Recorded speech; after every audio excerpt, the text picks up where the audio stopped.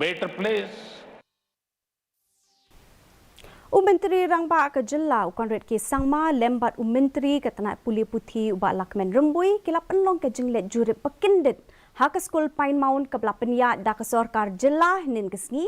hadin bagi katu kat ni ginong hikai jong ke ni ke skul ki kimi ki kpa bat ki kena skul ki belapas nak ke ni ke skul ki penlong ya ke jengya ki halor ke jengbem biang ke rukom penyat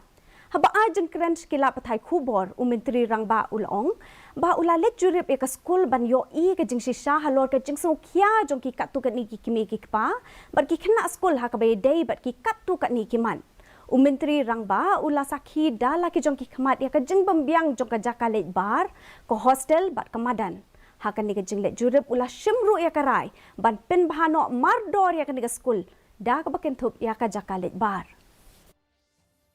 After detailed discussion with the Honorable Education Minister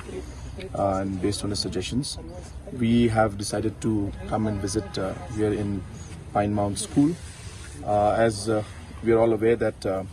there were some concerns that have been raised by parents and the past pupils regarding some issues that were there in Pine Mount School. And we have seen that there are concerns regarding amenities like toilets. So we have taken a decision on the spot that whatever repair has to be done to improve the infrastructure in terms of toilets, in terms of other infrastructures which require repairs will be done. At the same time, we have also seen that the hostel facility is not at all up to the mark, and a lot of things are required to be done.